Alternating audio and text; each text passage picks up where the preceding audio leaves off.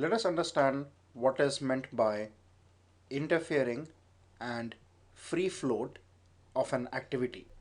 In one of the earlier videos, we have already seen what is meant by the total float of an activity.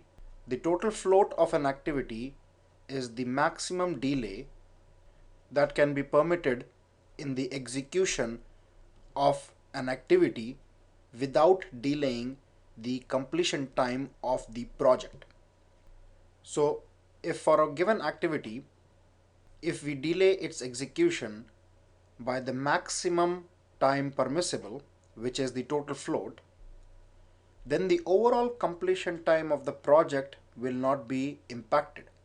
However, within that total delay for a particular activity, some portion of that delay could impact the subsequent activities. So that part of the total float, which when used affects the floats of the following activities, is known as the interfering float. Whereas the other part, which doesn't impact the float of the subsequent or the following activities, is known as the free float of that activity. So total float is equal to interfering float plus the free float. So if we take the short forms, say TF is for total float is equal to IF interfering float plus FF, which is free float. Now this IF is also known as the head slack. Now suppose this is an event and this is an activity which is finishing into this event. Now this event, which is towards the head of this arrow, is known as the head event, and this would be the tail event. So head slack means the slack of this event. Now the calculations for head slack has been covered in detail in another video, which is named slack of an event. Now let's take a simple example to understand how to find out the interfering float and the free float of an activity. Let's say this is an event, number is 1, and there are 3 activities finishing at this event and 1 activity emerging from this node. Say this is I, duration is 5, earliest start is 18, earliest finish is 23, latest start is 19, and latest finish is 24. This activity is D, duration of 4 days, earliest start is 7, earliest finish is 11, latest start is 20, latest finish is 24. The third is F, which has a duration of 8 days. The earliest start is 1, the earliest finish is 9, the latest start is 16, and the latest finish is 24. And the activity emerging from this node is K with a duration of 7 days. The earliest start time is 23, earliest finish time is 30, the latest start time is 24, and the latest finish time is 31. Now let's say that we have to find the total float, interfering float, and free float for activity F. Now the total float of any activity is the difference between the latest start time and the earliest start time, or the difference between the latest finish time and the earliest finish time. So here the total float is 16 minus 1, which is 15. So let's say TF is equal to 15 days. Now we have to calculate the interfering float, which is nothing but the slack at the event which is touching the head of the arrow. So this event number 1. Now slack of an event is the difference between the latest occurrence minus the earliest occurrence of that event. Now the latest occurrence of the event is the latest finish time of all the activities ending in this node. So for I, the latest finish time is 24. For D, the latest finish time is 24. And for F, the latest finish time is 24. So the latest occurrence of this event will be 24. Now the earliest occurrence of this event can happen at the latest of the earliest finish times of all the activities ending at this node. So for I, the earliest finish time is 23. For D, the earliest finish time is 11. And for F, the earliest finish time is 9. So out of these three, 23 is the latest of the earliest finish times. So the earliest occurrence of event 1 can happen on the 23rd day. So earliest occurrence is 23. So slack is 1 day. So TF is 15, which is equal to IF, which is 1, plus free float. So free float is equal to 15 minus 1, which is equal to 14. So what these numbers tell us is that for activity F, the total float is 15 days. So the activity F, the earliest start time is day 1. Now that can be delayed by a maximum of 15 days, and as long as the delay for activity F is not more than 15 days, the overall project will not get delayed. Now out of those 15 days, if the activity F is delayed by up to 14 days, then there is no impact on the activity K. That is, the float of activity K will not be impacted. However, instead of 14 days, if we also use the interfering float, which is 1 day, and delay the activity F by the entire 15 days, then there may be an impact on the float of activity K. However, please note that even then the overall project will not be impacted as long as the delay is only for 15 days. Now let us further understand this concept using a time diagram.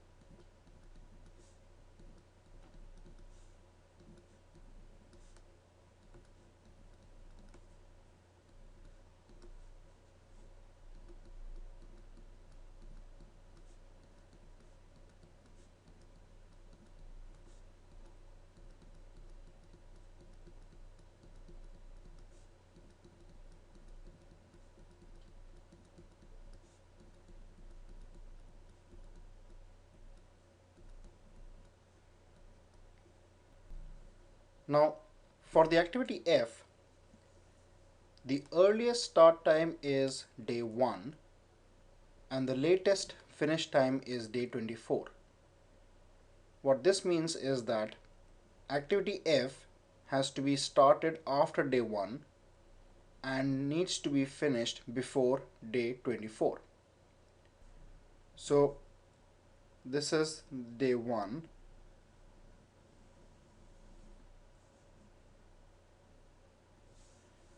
and this is day 24.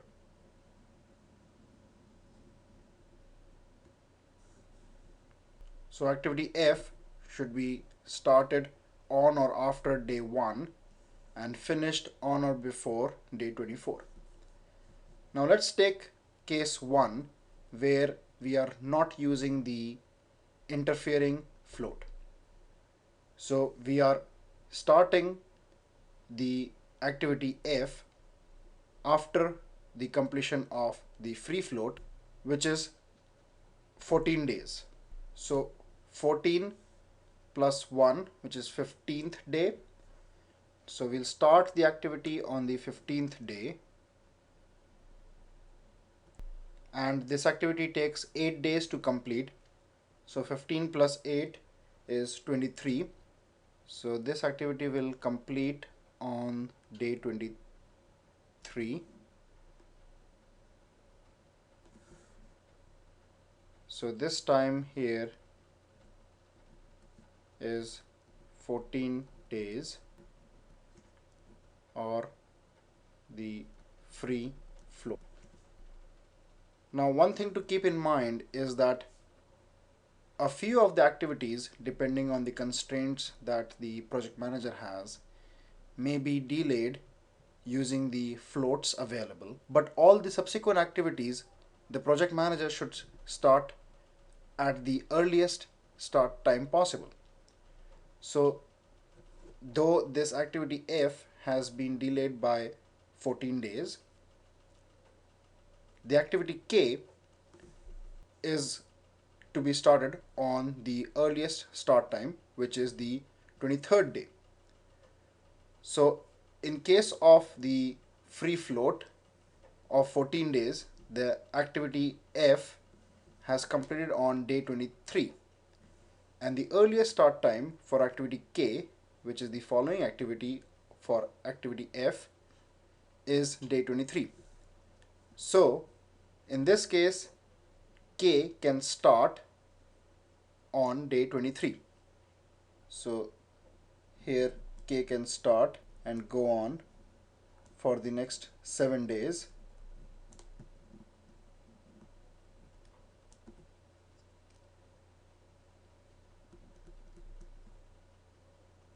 So this was case 1 where we have used only the free float. Now let's take case 2 where we are using the total float. So 14 days of free float and 1 day of the interfering float. So in this case 15 plus 1, so the activity F is to be started on the 16th day. So let's say somewhere here it is the 16th day, and 16 plus 8, which is 24. So this will go till day 24.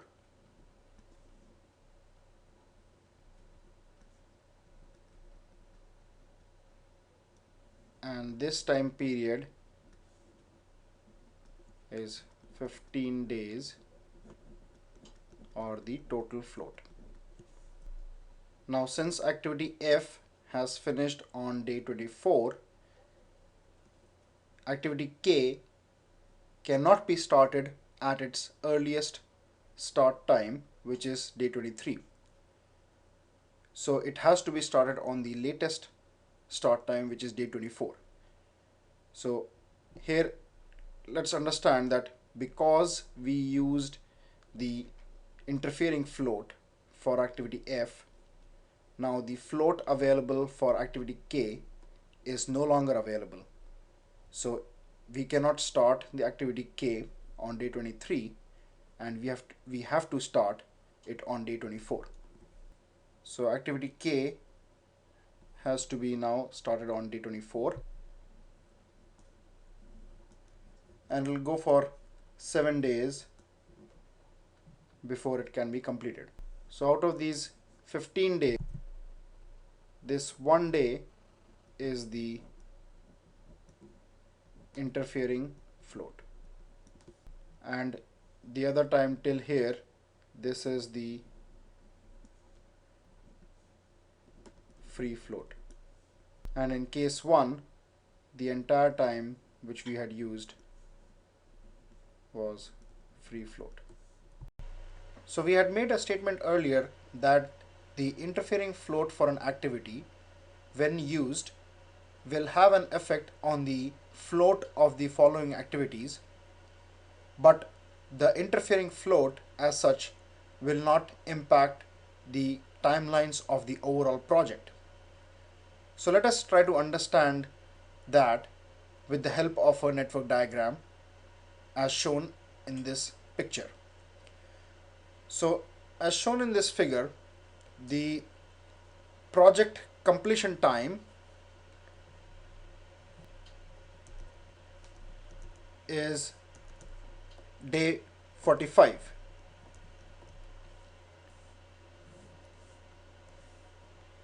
Now let us take the example of activity F and use the free float and interfering float to find out how do the following activities get impacted. So let's take the case of free float first. So free float for this activity was determined as 14 days. Now suppose we use the free float for activity F.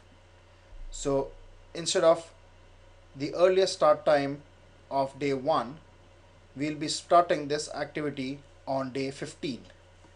So let's say activity F starts on day 15 and it takes 8 days to complete. So 15 plus 8, 23. So it will finish on day 23. Now activity K is dependent on the completion of activities F, D and I. Now the earliest the activity K can start is 23rd day. Now I has an earliest finish time of 23, D has an earliest finish time of 11, and F is completing on say the 23rd day. So K in this case can start on the 23rd day. So K will start on day 23 and it takes 7 days, so it can finish on day 30. So this is assuming that only F has a problem and the project manager has decided to use the free float in case of activity F. All the remaining activities are still being performed at their earliest start and earliest finish times. So K can start on day 23 and finish on day 30. Now similarly L can start on day 30 and finish on day 39. So this is assuming that K and H are all starting and finishing at the earliest start and finish times. So L can start on day 30 and finish on day 39. Now M, of course, because L has finished on day 39, M can start on day 40 and finish on day 45. So if we are using the free float, the times of F has changed, but K, L and M are still having the available float and can be performed at the earliest start and early finish times if there are no other issues. Now let's take the case where we use the interfering float. So we use the free float as well as the interfering float. So let's say the total float is equal to interfering float plus free float, which was earlier determined as 15 days for activity F. So what this means is that F will start on the 16th day. So F will start on the 16th day, and it takes 8 days to complete F. So F is going to be completed on day 24. Now, assuming that everything else can be performed on their normal work times and do not have any resource constraints or any other constraints, so D will have an earliest start and earliest finish time of 7 and 11, and I has 18 and 23. But F had to be started on day 16 and is finishing on day 24.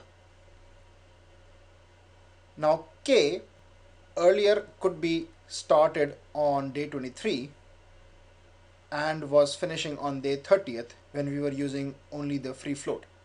However, since we have started on day 16 and it is finishing on day 24, K now cannot start on day 23. So now K can start on day 24 and finishes on day 31. So the float available for K is now no longer available. So K will start on day 24 and finish on day 31.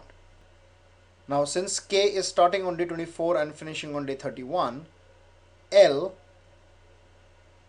which is dependent on K and H, cannot start on day 30 because it is dependent on the completion of K, and K is completing on day 31.